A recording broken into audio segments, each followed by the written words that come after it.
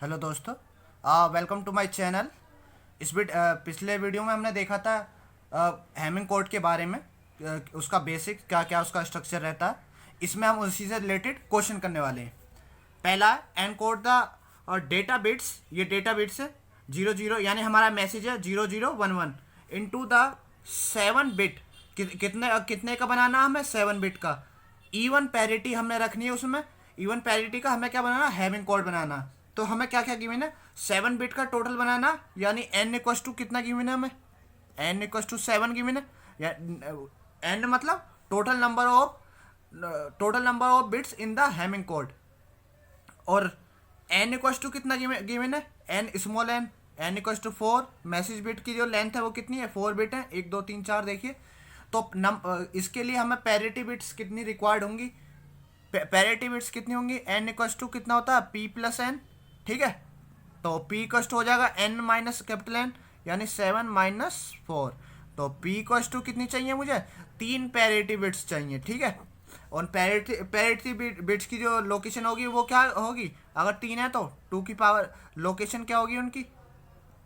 Location of parity bits 2 की power 0, 2 की power 1 और 2 की पावर 2, यानी 1 2 4। ये पिछले वाले वीडियो में देखा था हमने। तो अब देखिए किस टाइप का हमारा दिखेगा वो कोड जो हैमिंग कोड जो होगा, उसमें 7 बिट होंगी टोटल। ठीक है। तो 7 बिट के लिए वो बनाओ। 1 2 3 4 5 6 7। तो हमें क्या क्या चाहिए? पहली पहली दूसरी और चौथी पोजीशन मैंने पैरिटी के लिए दे रखी है। पहली यहाँ पे लिख देता हूँ 1 2 3 4 5 6 7। तो पहली दूसरी और चौथी ये हो जाएगा D3। ठीक है। लिखने का तरीका मैंने बताया था। ये हो जाएगा P5, ये D5, D6 और D7। ठीक है। हमें क्या दे रखा? डेटा बिट्स यानी मैसेज बिट्स दे रखी है। क्या क्या? 0011। तो हम यहाँ से लिखना शुरू करेंगे लेफ्ट टू राइट। तो सबसे पहले P1 P2 तो अभी नहीं पता हमें पैरिटी बिट्स, हमें केवल पता है D4 डेटा बिट्स। ठीक है। तो D3 कितना हो जाएगा? 0। P4 भी नहीं पता। D5 कितना हो जाएगा? 0। देखो यहाँ पे ये दे रखा। नेक्स्ट क्या हो जाएगा? 1, फिर 1। ठीक है। जो भी पहले डेटा बिट्स होंगी उनको इसमें लिख देंगे कॉलम में। इतना कर दिया। अब नेक्स्ट हम क्या? हमें P1 P2 और P4 की वैल्यू निकालनी है। कैसे निकालते हैं उसको? देखिए उसके लिए कुछ रूल है, मैं बताता हूँ कैसे निकालते हैं। P1 P2 और P4 के लिए कैसे निकालेंगे? हमारे यहाँ पे 7 तक जा रहा, तो हम कितने का कौन सा सिस्टम यूज करेंगे? Octal system. अगर 4 बिट्स का इतना पैरिटी बिट्स अगर 4 हो जाती है हमारी, ठीक है, अगर 4 होती तो हम कौन सा यूज करते हैं? Hexadecimal system. अभी हमारे 3 बिट्स हैं तो हम क्या यूज करेंगे? Octal system. देखिए इधर ये हमारा हमने वो यूज किए। ये डेसिमल डिजिट है मेरी, ये उसका बाइनरी लिख रखा। अब मुझे देखो P1 P2 और P4 की वैल्यू चाहिए। मैं एक एक करके निकाल के दिखाता हूँ। फॉर P1, पहले मैं P1 के लिए क्या वैल्यू होंगी? देखिए P1 के लिए क्या होगी? P1 कौन सी पोजीशन पाता? 2 की पावर 0 पे, यानी 1 पे। तो इसका बाइनरी इक्विवेलेंट क्या होगा? P1 के लिए लिखूंगा मैं, यहाँ पे लिखा मैंने P1। ठीक है। तो 0 3 बिट में, अगर अगर हमारा पैरिटी बिट 3 है तो हम कितने 3 बिट में लेंगे। नेक्स्ट नेक्स्ट थिंग क्या करना? मुझे इस टेबल को देखना, इस टेबल को। ठीक है। और मुझे वो वैल्यू लिखते जाना जिसमें पहले कॉलम में बनाया है, जिनके इधर इधर मतलब थर्ड कॉलम में बनाया। तो थर्ड कॉलम में किस किस में बना रहा? इसमें आया, ये तो मैंने लिख दिया P1। ठीक है। नेक्स्ट किस में आया? 3 में आया, 5 में आया, 7 में आया। तो 3 किसके लिए फिक्स है? 3 किसके लिए? हमारा D3 के लिए। ठीक है। तो 0 1 1। नेक्स्ट किस में आया? 1 इधर इस वाले कॉलम में चेक कर रहे हैं हम, 5 में, यानी D5 1 0 1। नेक्स्ट किस में आया? 7 में, D7। तो ये कितना आ गया? 1 1 1। ठीक है। तो ये P1 की जो वैल्यू हम लिखेंगे, देखिए कैसे लिखेंगे। P1 की वैल्यू आ गई। P1 के लिए जो लिखेंगे हम P1 के लिए, तो P1 कोड बनाएंगे P1 D3 D5 और D7। P1 के लिए ये कोड होगा। तो यहाँ पे मैं बना के दिखाता हूँ कैसे बनेगा। तो फॉर P1 के लिए क्या होगा? तो इसके लिए कैसे लेंगे? बिट्स P1 जो जो वैल्यू आई है अभी P1 यहाँ से देखो कॉपी करके लिख रहा हूँ P1 D3 D5 D7 P1 D3 D5 और D7। हमें क्या करना है, इसको इवन पैरिटी दे रखी है। इवन पैरिटी का मतलब होता है number of ones should be even. Even parity का मतलब लिख लो कहीं पे, यहाँ पे लिख दे रहा हूँ चलो। इवन पैरिटी मतलब number of ones in code should be even. तो नंबर ऑफ वंस कितने होने चाहिए इसमें, इवन होने चाहिए। तो ये कितने किसके, P1 की वैल्यू हमें नहीं पता, D3 की पता, D3 कितना 0, D5 कितना 0 और D7 कितना 1। तो मुझे इसको इवन पैरिटी बनाने के लिए, इवन पैरिटी करने के लिए मतलब इस कोड को मुझे इवन बनाना। इवन यानी इस कोड में नंबर ऑफ वंस कितने होने चाहिए, इवन होने चाहिए। तो इस कोड में नंबर ऑफ वंस कितने हैं अभी 1। तो मुझे इवन बनाने के लिए P1 को क्या करना पड़ेगा, 1 करना पड़ेगा। ठीक है, तो P1 की वैल्यू 1 करना पड़ेगा। P1 की वैल्यू कितनी आ गई, 1 आ गई। ऐसे ही मैं सबके लिए कोड निकालता हूँ। P2 के लिए क्या कोड होगा, देखिए P2 के लिए बनाओ। P2 के लिए क्या कोड होगा, फॉर P2 के लिए क्या करेंगे, सेकंड कॉलम में जिन जिन के बनाया हुआ, ठीक है, सेकंड कॉलम में जिनके बनाया यहाँ से देख के लिखो। तो इसमें किसके लिए आया, देखिए P2 कितना हो जाएगा 0 1 0, जिनके सेकंड कॉलम में बनाया है।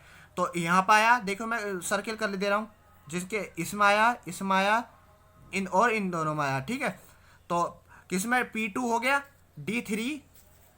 D3 यानी 0 1 1, और किस में आया 6 और 7 में आया D6, यहाँ पे 1 1 0 और 7 में आया। ठीक है, देखो सेकंड कॉलम में क्या बनाया। तो P2 के लिए क्या कोड हो जाएगा, P2 के लिए क्या लिखूंगा, P2 D3 D6 और D7। ऐसे P3 के लिए निकालो फॉर P3 के लिए क्या करूंगा मैं, फर्स्ट कॉलम में देखूंगा। तो फर्स्ट कॉलम में बनाना चाहिए।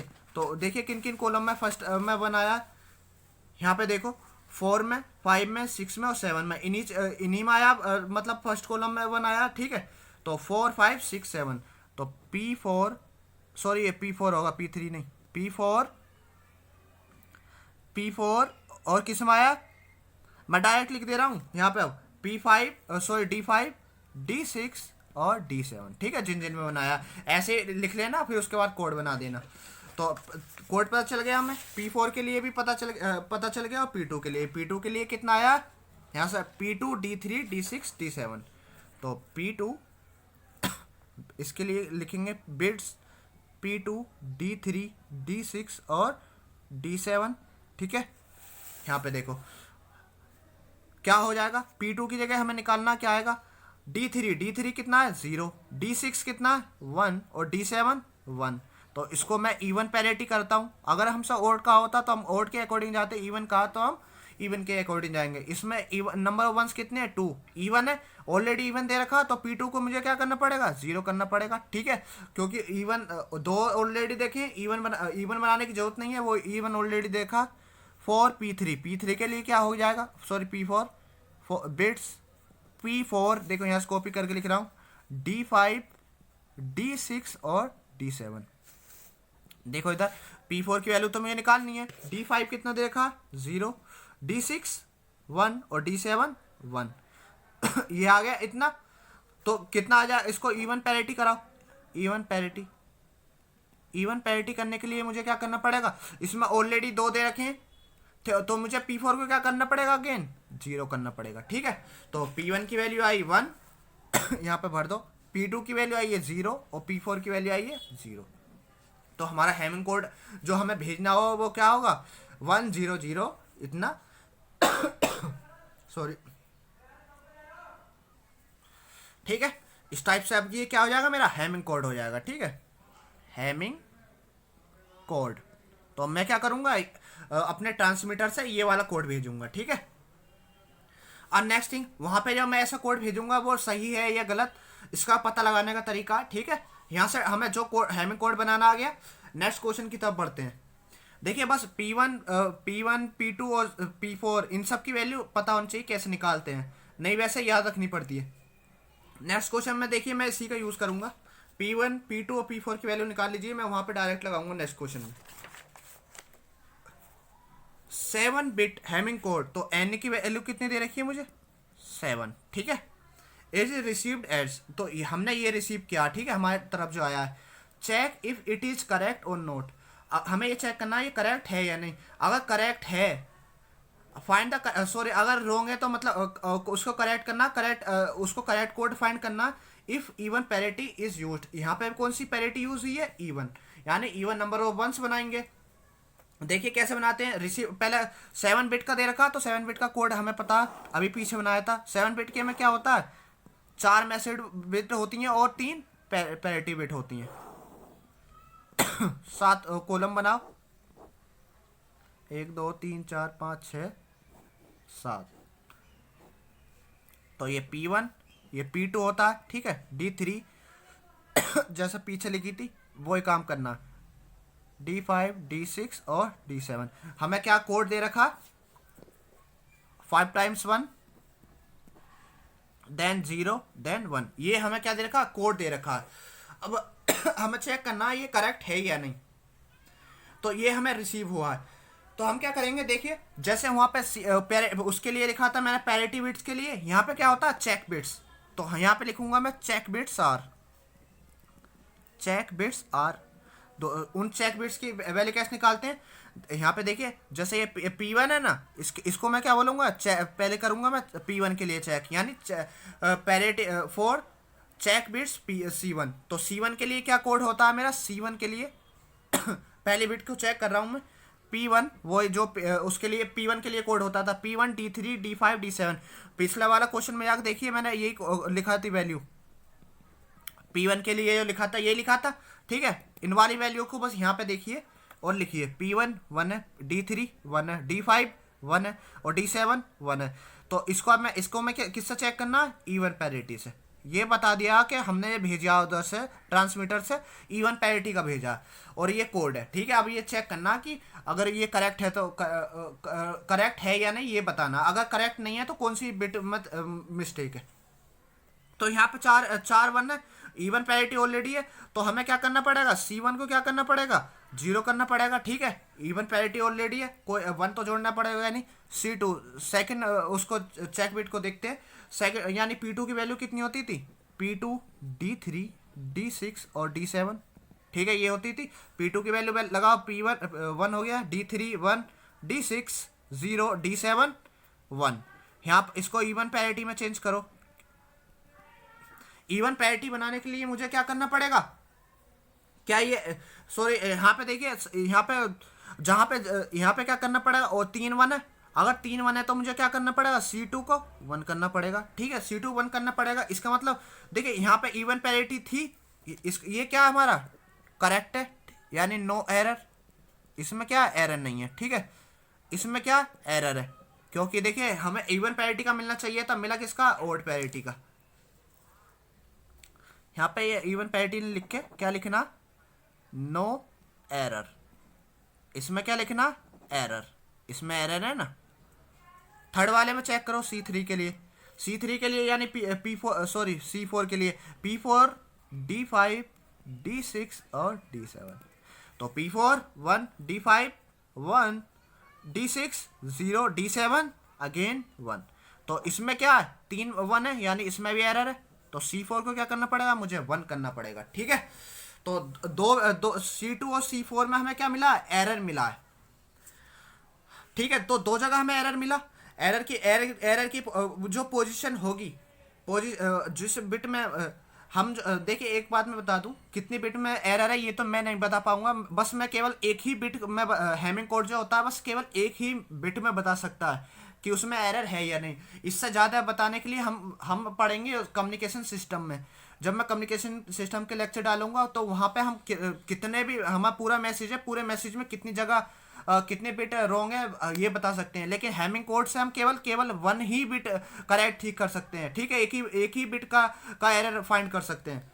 तो यहाँ पे देखिए बिट की पोजीशन जो होगी, एरर बिट पोजीशन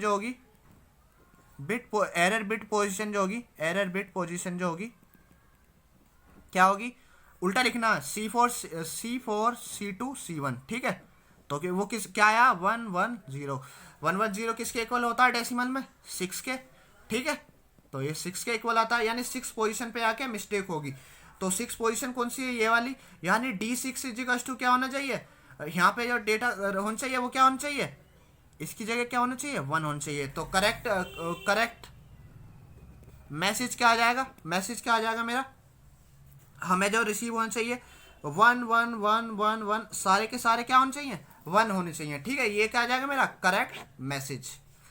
इस टाइप से फाइंड करते हैं, मगर ध्यान रहे क्या इससे हैमिंग कोड से केवल हम 1 बिट में ही एरर, 1 बिट का एरर है तो फाइंड कर लेंगे, 2 बिट का तो वहाँ पे ये रूल फेल हो जाता है। इससे ज़्यादा फाइंड करने के लिए हम कम्युनिकेशन सिस्टम पढ़ेंगे, जब वहाँ की वीडियो डालूंगा तब वहाँ पे फाइंड करेंगे, ठीक है। इस वीडियो में इतना ही, और थैंक यू, मिलते हैं नेक्स्ट वीडियो में।